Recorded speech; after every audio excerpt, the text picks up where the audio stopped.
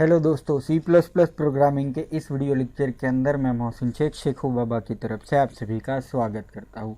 आज के इस वीडियो लेक्चर में हम ओवरलोडिंग के बारे में पढ़ेंगे। तो सी प्लस प्लस हमें अलाउ करता है कि हम स्पेसिफाई करें एक से ज़्यादा डेफिनेशन फंक्शन नेम के लिए या फिर ऑपरेटर के लिए जो सेम स्कोप के अंदर हो, जिसे हम बोलते हैं फंक्शन ओवरलोडिंग और ऑपरेटर ओवरलोडिंग। तो ओवरलोडेड डिक्लेरेशन का मतलब ये है कि हम डिक्लेरेशन करें जो डिक्लेयर है पहले से ही सेम नेम से, और उस डिक्लेरेशन के जो है वो सेम स्कोप के अंदर होना चाहिए।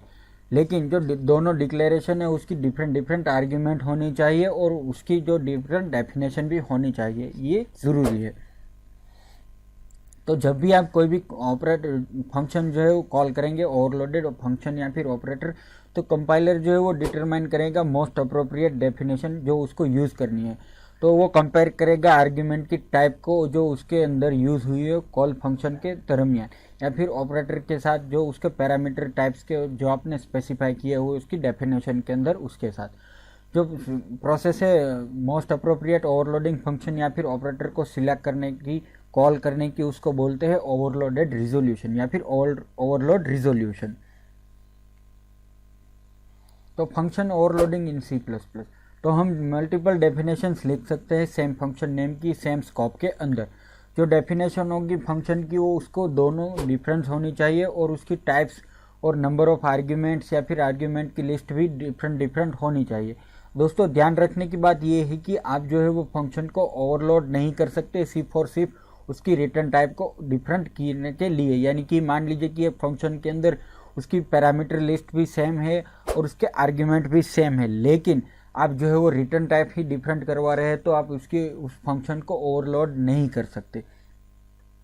तो चलिए एक एग्जांपल देखते हैं जिसके अंदर मैंने प्रिंट फंक्शन को ओवरलोड किया हुआ है और उसके अंदर अलग अलग डेटा टाइप को जो है उसको उसके पैरामीटर के अंदर पास करके मैं उससे आउटपुट ले रहा हूँ। तो यहाँ पर मैंने क्या किया है कि प्रिंट डाटा क्लास के अंदर प्रिंट जो है वो फंक्शन डिक्लेयर कर दिया, जिसके अंदर पहले प्रिंट स्टेट फंक्शन के अंदर मैं उसके अंदर इंटीजर आई पास करता हूँ और उसको प्रिंट करवाता हूँ कि प्रिंटिंग आई इंटीजर, ठीक है। फिर दूसरे फंक्शन के अंदर मैं क्या करता हूँ कि पैरामीटर के अंदर डबल एफ पास करता हूँ और प्रिंट करता हूँ कि प्रिंटिंग फ्लोट।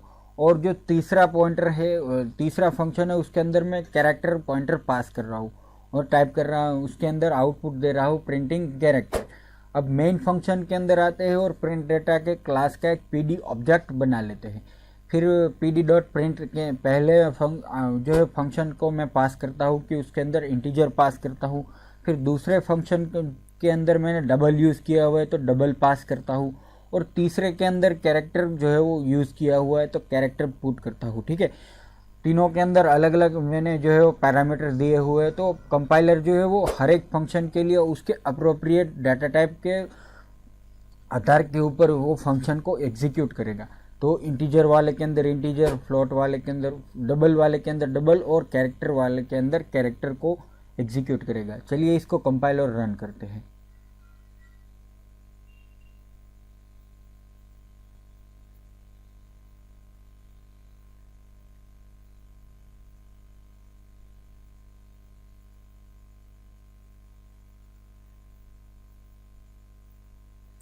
तो देखिए यहाँ पर प्रिंटिंग इंटीजर 5, ठीक है, हमने 5 पास किया था तो 5 मिल रहा है और वो इंटीजर है तो वो ऑब्वियसली इंटीजर का ही फंक्शन एग्जीक्यूट करेगा। फिर फ्लोट आ रहा है तो फ्लोट वाला फंक्शन यूज़ करेगा, और कैरेक्टर का है तो कैरेक्टर का फंक्शन यूज़ करेगा। तो दोस्तों ये था मेरा फंक्शन ओवरलोडिंग के ऊपर, ठीक है। अब आगे बढ़ते हैं और समझते हैं ऑपरेटर ओवरलोडिंग। तो ऑपरेटर ओवरलोडिंग तो हम रीडिफाइन कर सकते हैं या फिर ओवरलोड कर सकते हैं most of built in operator जो है सी प्लस प्लस के अंदर, लेकिन प्रोग्रामर जो है वो यूज़ कर सकता है ऑपरेटर जो है यूज़र डिफाइनेड टाइप्स के अंदर भी उसको यूज़ कर सकता है।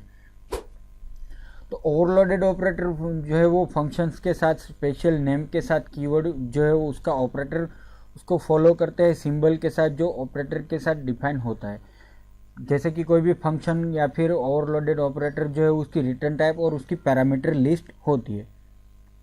देखिए यहाँ पर बॉक्स के अंदर मैंने ऑपरेटर और उसके बाद उसके अंदर मैंने कांस्टेंट बॉक्स का एड्रेस पास कर दिया, ठीक है।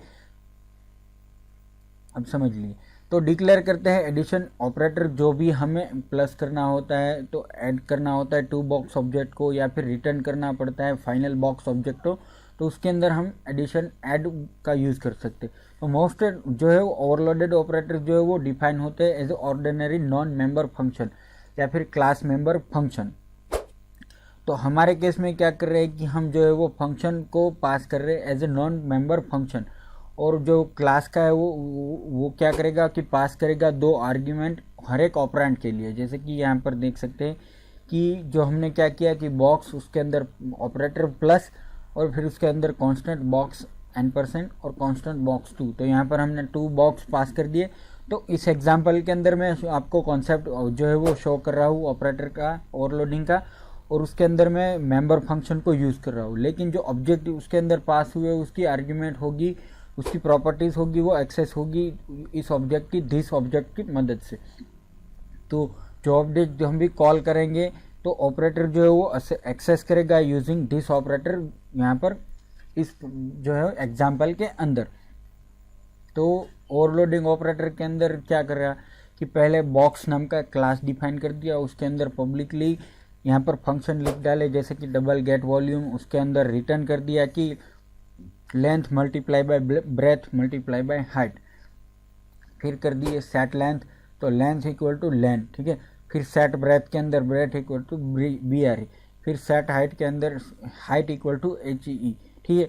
फिर क्या किया कि बॉक्स के अंदर ऑपरेटर को प्लस कर दिया, ठीक है, ऑपरेटर प्लस लगा दिया। अब कांस्टेंट उसके अंदर बॉक्स n%b, बॉक्स को पास करते हैं, ठीक है। बॉक्स का एक ऑब्जेक्ट बना लिए बॉक्स, और box dot length equal to this length, okay. This operator की मदद से हम उसकी लेंथ एक्सेस करते हैं, और फिर क्या करते हैं कि जो बी नाम का हमारा ऑब्जेक्ट है उसके अंदर प्लस कर देते हैं उसकी लेंथ। सेम इसी तरह ब्रेथ और हाइट के अंदर कर देते हैं, और फिर उस बॉक्स को रिटर्न कर देते हैं। फिर आते हैं प्राइवेट मेंबर के अंदर। प्राइवेट मेंबर के अंदर हम 3 मेंबर डिफाइन कर रहे हैं, लेंथ, ब्रेथ और हाइट, डबल के तीनों वेरिएबल डिक्लेयर कर दिए। अब मेन फंक्शन के अंदर आते हैं और बॉक्स जो है उसके क्लास के 3 ऑब्जेक्ट बना लेते हैं, बॉक्स 1, बॉक्स 2 और बॉक्स 3। फिर क्या करते हैं कि एक वॉल्यूम नाम का डबल डिफाइन करते हैं और उसकी वैल्यू रखते हैं 0.0, ठीक है। फिर box 1 dot set length equal to 6, box 1 dot set breadth equal to 7, फिर बॉक्स 1 सेट हाइट 5। सेम इसी तरह हमने बॉक्स 2 के अंदर भी पास कर दिए 12, 30 और 10 वैल्यूज पास कर दी, ठीक है। अब value equal to box 1 dot get volume, तो गेट वॉल्यूम के अंदर क्या करेगा कि length multiply by breadth multiply by height, और उसको प्रिंट कर देगा। तो बॉक्स 1 का वॉल्यूम हमें मिल जाएगा, सेम इसी तरह बॉक्स 2 का भी हमें वॉल्यूम मिल जाएगा, ठीक है। Box 3 equal to box 1 plus box 2, तो क्या करेगा कि हमारा ओवरलोडेड ऑपरेटर जो है वो यूज़ करेगा और बॉक्स 1 और बॉक्स 2 को एडिशन कर देगा, ठीक है। फिर क्या करते हैं कि volume equal to box 3 dot get volume, तो बॉक्स 3 का जो है वो वॉल्यूम हमें मिल जाएगा, और सी आउट करके उसको हम प्रिंट करवा देते हैं। इसको कंपाइल और रन करते हैं और देखते हैं हमें आउटपुट में क्या मिलता है।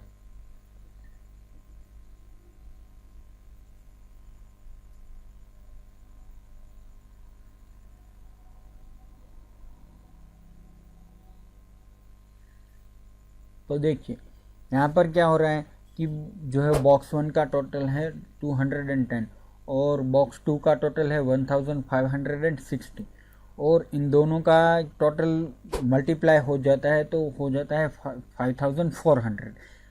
तो बॉक्स 3 की यहाँ पर हमें वैल्यू सक्सेसफुली मिल रही है, ठीक है। और जानते हैं ओवरलोडेड ऑपरेटर, तो यहाँ पर जो भी ये ऑपरेटर दिखाए हुए हैं ये सारे के सारे ऑपरेटर जो है वो ओवरलोडेबल है, यानी कि इस ऑपरेटर को आप ओवरलोड कर सकते हैं, जिसमें एडिशन, सब्ट्रैक्शन, मल्टीप्लिकेशन, डिवीज़न, फिर मॉड्यूलस, कैरेट, फिर यहाँ पर n%, less than, greater than, less than equal to, greater than equal to, plus plus, minus minus, ठीक है। ये सारे के सारे है वो आप यूज़ कर सकते हैं ओवरलोड के लिए।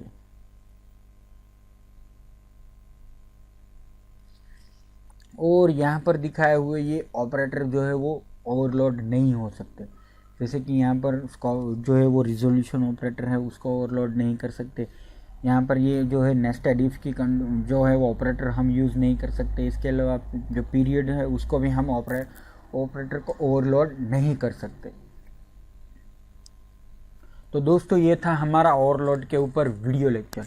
आपको ये वीडियो लेक्चर कैसा लगा आप हमारे यूट्यूब चैनल पर आकर हमें बताइए। इसके अलावा अगर आपने अभी तक हमें सब्सक्राइब नहीं किया है तो हमें सब्सक्राइब कर ले। अगर आपको ये वीडियो लेक्चर अच्छा लगा तो आप हमें लाइक दीजिए, और अगर आपको कोई क्वेश्चन है तो आप नीचे कमेंट में लिख सकते हैं। हमारा ये वीडियो देखने के लिए थैंक यू, और अगले वीडियो तक के लिए गुड बाय।